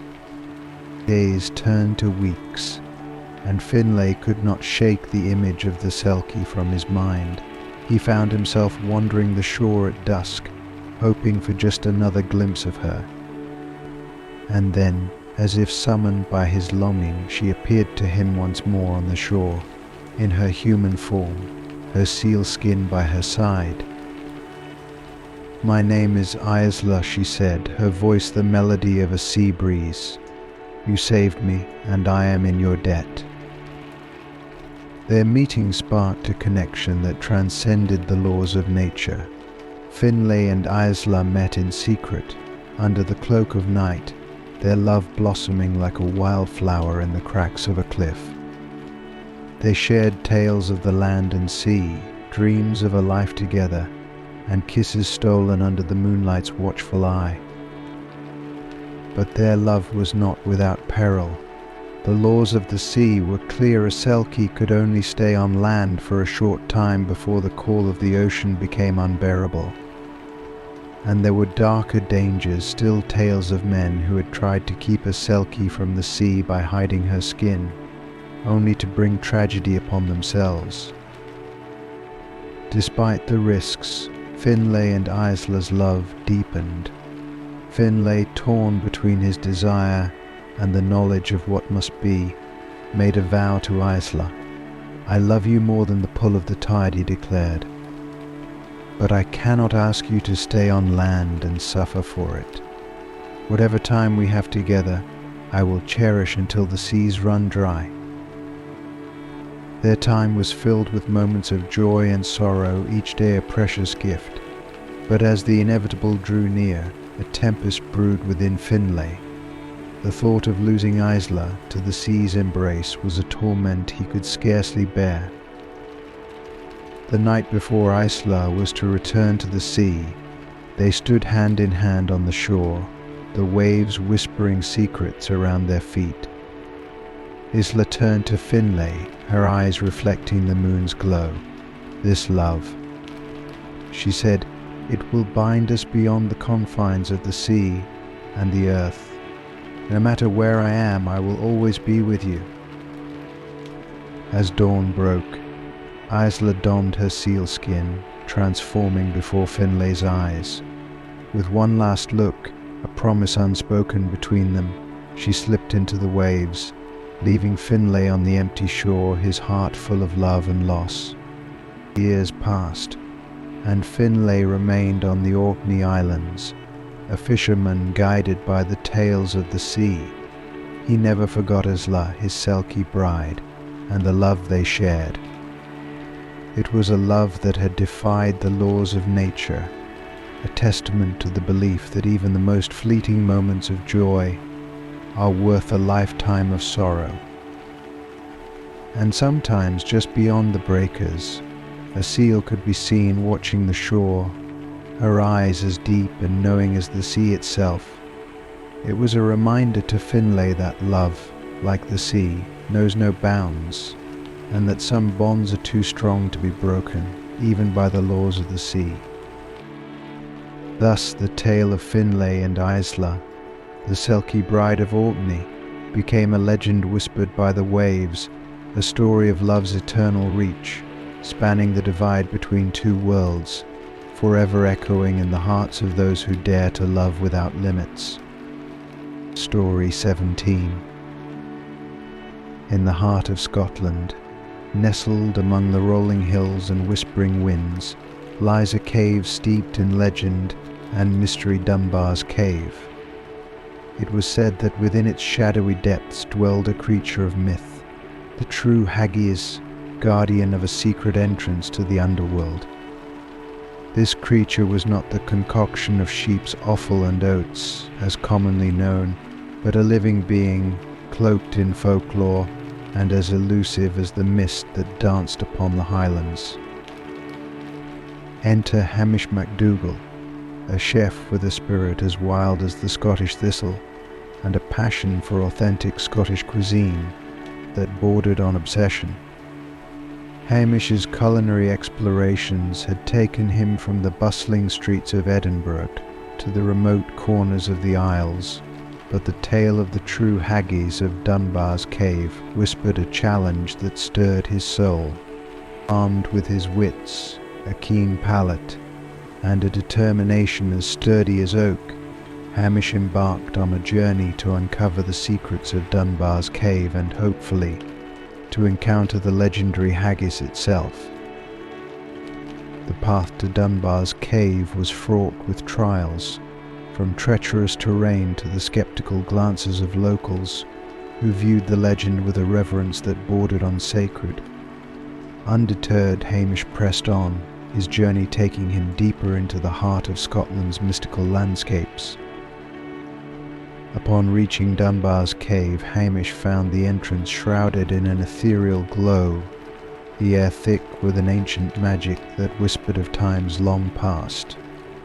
With a deep breath, he stepped into the darkness, his torch casting a warm light against the cool, damp walls of the cave. As Hamish ventured further, he realized that the cave was not merely a cave, but a gateway to a world untouched by time, where the air vibrated with enchantment. Then, in a cavern lit by the soft luminescence of glowing moss, he saw it the true Haggis. It was unlike any creature Hamish had ever imagined, with fur as dark as the peat bogs and eyes that shimmered with the wisdom of the ages. The Haggis spoke in a voice that echoed the very essence of Scotland. "Why do you seek me, chef of the mortal realm?" Hamish, taken aback by the creature's ability to communicate, responded with the truth that echoed from his heart. "I seek the authentic essence of Scottish cuisine, to understand its roots and share its wonders with the world." The Haggis regarded Hamish for a moment, its gaze piercing yet not unkind. To know the essence of Scottish cuisine, one must understand the land and its magic. You have shown courage and respect in your quest. Follow me and witness the secrets held within these walls. What followed was a journey through chambers of wonder, where the elements of Scottish cuisine were revealed to Hamish in their most magical forms. He learned of thistles that flavoured broth with the essence of the Highlands, of grains that carried the spirit of the wind, and of water that flowed with the purity of Scottish rains. The true Haggis imparted to Hamish the ancient recipes of the land, dishes that were a symphony of natural harmony and culinary excellence. But with this knowledge came a responsibility to protect the secrets, and to honor the connection between the land and its bounty. As the dawn light began to seep into the cavern, the Haggis bestowed upon Hamish a final gift, a small, enchanted Haggis made from the very essence of Scotland. "This," said the Haggis, "is the heart of our land. Share its story, but guard its origins, for some mysteries are meant to dwell in the shadows, preserving the magic that binds us all." With a heart full of gratitude and a mind ablaze with inspiration, Hamish emerged from Dunbar's cave as the first rays of sunlight kissed the land. He returned to the world a changed man, his culinary creations infused with the magic and essence of Scotland, yet mindful to keep the true secret of the haggis and the enchanted realms beneath Dunbar's cave. And so the legend of the true haggis of Dunbar's cave lived on, a whisper among the winds, a tale of adventure, magic, and the eternal dance between the land and its treasures. Hamish MacDougall, once a chef in search of authenticity, became a guardian of secrets, a keeper of the culinary wonders that defined the soul of Scotland. Story 18. In the heart of the Scottish Highlands, amidst the rugged beauty of its mountains and the deep, haunting silence of its valleys, lies Glencoe, a place of breathtaking vistas and dark histories, where the echoes of the past whisper through the mist. It was here, beneath the shadow of the imposing peaks, that the infamous massacre of 1692 took place, leaving a scar on the land and its people that time could never fully heal. Centuries later, the descendants of the survivors carry with them not just the stories of their ancestors' plight, but a profound connection to the valley of Glencoe. Among them was Ian MacGregor, a young man whose life was intricately woven with the lore of his family and the land of his forebears. Ian, like many before him, was captivated by the tales of a spectral hawk, a ghostly apparition that soared above Glencoe, its presence a harbinger of the unresolved spirits of the past. Haunted by visions of the hawk in his dreams, Ian felt a deep, inexplicable pull towards uncovering the truth behind the legend. It was said that on the anniversary of the massacre, the hawk could be seen circling the sky above the valley, its cry a mournful echo of the tragedy that befell the land. Determined to delve deeper into the mystery, Ian embarked on a journey through his family's history, poring over ancient texts and speaking to elders who still remembered the old stories passed down through generations. His quest led him to an old, weathered tome belonging to his great-grandfather, within which was chronicled the tale of the spectral hawk. According to the legend, the hawk was once a chieftain of the clan MacGregor, a brave and noble leader who sought to protect his people from the impending doom that loomed over Glencoe. On the eve of the massacre, the chieftain was betrayed and slain, his body lost to the valley he so dearly loved. It was said that his spirit, unable to find peace, transformed into the hawk, forever soaring above the land, a guardian of those who perished and a reminder of the treachery that occurred. Moved by the tale, Ian felt a deep sense of duty to reconcile the spirits of the past, to offer peace to the spectral hawk and the souls it represented. He knew that to do so he must perform a ritual of remembrance and forgiveness, a plea to the spirits to rest peacefully at last. On the anniversary of the massacre, as the first light of dawn painted the peaks of Glencoe, Ian made his way to the heart of the valley. There, surrounded by the silence of the mountains, he lit a fire, its flames a beacon in the pale morning light. Round the fire, he laid out symbols of the clan tartan, a sword, and a piece of heather from the valley itself. As the sun rose, bathing the valley in a soft, golden glow, Ian began to recite the ancient words of his ancestors, a chant of mourning for the lost and a plea for forgiveness. The air around him grew heavy, the silence of the valley deepening, as if nature itself was bearing witness to the solemn ritual. Then from the mists above the spectral hawk appeared, its form shimmering in the light of dawn. It circled the sky, its cry resonating through the valley, a sound of sorrow and hope intertwined. Ian stood firm, his voice steady as he continued the chant, his heart open to the spirits of the past. As the ritual came to a close, the hawk descended, its ghostly form passing over the fire before soaring high into the sky once more.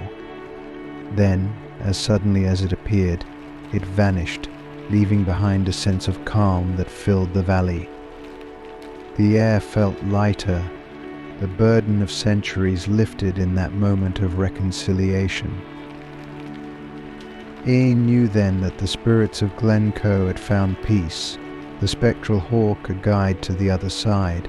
He had bridged the divide between past and present, honoring the memory of those who had fallen and ensuring their stories would never be forgotten. The legend of the spectral hawk of Glencoe lived on, not as a tale of sorrow, but as a story of healing and hope, a reminder that even the deepest wounds could be mended through understanding and compassion. Ian McGregor, once haunted by visions of the hawk, became a keeper of the valley's lore, a guardian of its history, and a symbol of the enduring spirit of its people. And so, in the shadowed valley of Glencoe, where history whispers with the wind, the spectral hawk soars no more, its message received and its mission fulfilled, a testament to the power of remembrance and the unbreakable bonds of kinship and love. Story 19. In the far reaches of Scotland's Outer Hebrides, on the windswept Isle of Lewis, stands a formation as ancient as time itself, the stone circles of Lewis.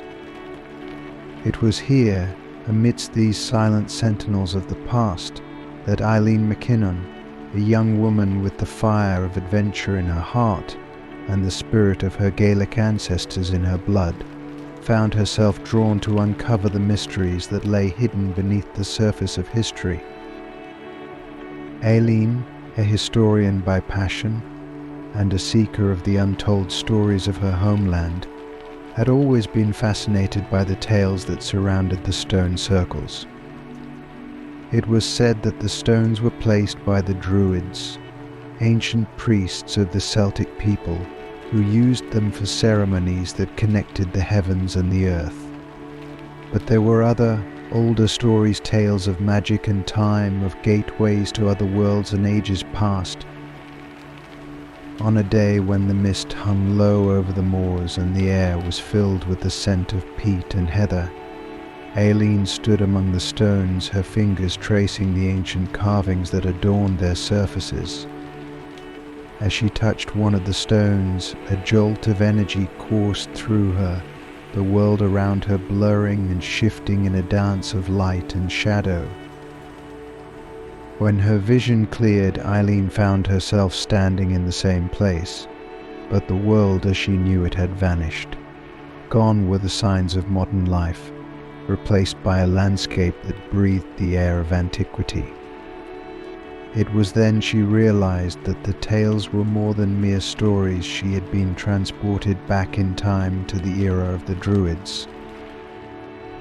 Determined to find her way back to the present, Eileen embarked on a journey through this ancient world. She was taken in by a community of Druids who recognized in her a kindred spirit, a seeker of knowledge and truth. Under their guidance, Eileen learned the ways of the Druids, their rituals, their connection to the natural world, and their deep understanding of the cycles of life and time. As she delved deeper into the mysteries of the past, Eileen discovered that the key to unlocking the secret of the stones and her return to her own time lay in an ancient ceremony, a ritual that harnessed the power of the solstice, a time when the veil between the past, present, and future was at its thinnest. With the solstice approaching, Eileen worked tirelessly with the Druids to prepare for the ritual. She gathered the sacred herbs, learned the ancient chants, and studied the alignments of the stones with the stars. As the day of the solstice dawned, Aileen stood at the heart of the stone circle, surrounded by the druids, her heart a mix of fear and hope. As the ritual commenced, the air around the stones shimmered with a power that transcended time. Aileen, her voice joining the chorus of chants, felt the energy of the stones coursing through her, a connection that spanned the ages. And then, in a moment of blinding light and rushing wind, she felt herself being pulled forward, the ancient world fading into the mists of time. Aileen awoke to find herself lying on the ground among the stones, the modern world of the Isle of Lewis once again surrounding her. She was back in her own time, but she was not the same. The journey had changed her, imbuing her with a deeper understanding of the past and a profound connection to the land of her ancestors. The stone circles of Lewis stood silent, their secrets safe once more. But for Aileen, the stones were no longer silent sentinels of a forgotten age. They were a bridge between the past and the present, a reminder of the continuity of time and the enduring spirit of the people who have called the Isle of Lewis home. As she walked away from the circles, Aileen knew that her adventure was more than a journey through time. It was a discovery of her own place in the continuum of history, a realization that the past, present, and future are intertwined in the fabric of the universe, and that she, like the stones themselves, was a part of something much greater than she had ever imagined. And so the legend of the stone circles of Lewis grew, enriched by the tale of a young woman who touched the stones and journeyed through time, unlocking the secrets of the past and carrying them forward into the future, a testament to the power of history, magic, and the unbreakable bonds that connect us to the land and to each other. Story 20. In the heart of modern-day Scotland, amidst the bustling life of Edinburgh's streets, lived Callum MacLeod, a university student whose life was governed by reason and the tangible truths of science. Samhain, the ancient Celtic festival marking the end of the harvest season and the beginning of winter, was to him but a footnote in Scotland's rich tapestry of traditions, a relic of the past overshadowed by the spectre of Halloween. Yet as October waned and Samhain approached, Callum found himself inexplicably drawn to the ancient rituals and stories of his ancestors, a curiosity that seemed at odds with his skeptical nature. It was during this time of shifting seasons and lengthening shadows that he stumbled upon a forgotten tome in the university library, its pages whispering tales of the fire spirits of Samhain, ethereal beings said to walk the earth on the eve of the festival, with their presence a bridge between the world of the living and the realm of the dead. Dismissive yet fascinated, Callum delved deeper into the lore, unaware that his interest would soon awaken something long dormant. On the eve of Samhain, as the city around him donned costumes and revelry filled the air, Callum felt an inexplicable pull towards the ancient standing stones that lay on the outskirts of Edinburgh, a site of power and mystery, where the veil between worlds was thinnest. Compelled by forces he could not understand, Callum found himself at the stones as dusk fell, the sky painted with the colours of fire and night. It was here, amid the ancient monoliths, that he unwittingly became part of a ritual unseen for centuries, his presence igniting the slumbering magic of the stones and awakening the fire spirits from their ethereal. The spirits, ethereal beings of flame and smoke, emerged into the world, their forms flickering like wildfire in the night. Callum, caught between awe and terror, realized the magnitude of what he had unleashed. The The spirits, lost and disoriented in a world far removed from the one they knew, sought warmth and light, their passage through the town igniting fires in their wake, a testament to their search for a path back to their realm. As the town descended into chaos, with the spectre of a fiery fate looming over its inhabitants, Callum understood that he alone bore the responsibility of guiding the spirits back to rest. His skepticism shattered by the undeniable reality of the ancient magic he had awakened, he turned to the tome that had started it all, searching for a way to bridge the traditions of the past with the disbelief of the modern world. Within the tome, Callum found the key, a ritual of Samhain, a plea to the spirits to return to their slumber, requiring a belief in the ancient ways, and a heart willing to stand at the crossroads of worlds, armed with knowledge and a newfound respect for the traditions of his ancestors. Callum prepared to face the fire spirits on the night of Samhain, when the boundary between the living and the dead dissolved, and the ancient magic flowed like the blood of the earth. As the town gathered, drawn by the unfolding drama and the ancient power at play, Callum stood within the circle of stones, the tome's words guiding his actions. With the fires of the spirits illuminating the night, he began the ritual, his voice carrying over the wind, a chant of respect, understanding, and plea for peace. The fire spirits, drawn to the ritual's ancient call, circled above, their forms dancing in the night sky. As Callum reached the climax of the ritual, offering a token of the harvest and a promise to remember and honor the old ways, a profound silence fell. The spirits, their essence acknowledged and honored, began to fade, their light dimming, as they returned to their realm, the thin veil between worlds restored. In the aftermath, as the town breathed a collective sigh of relief, and the first light of dawn crept over the horizon, Callum stood among the stones, a changed man.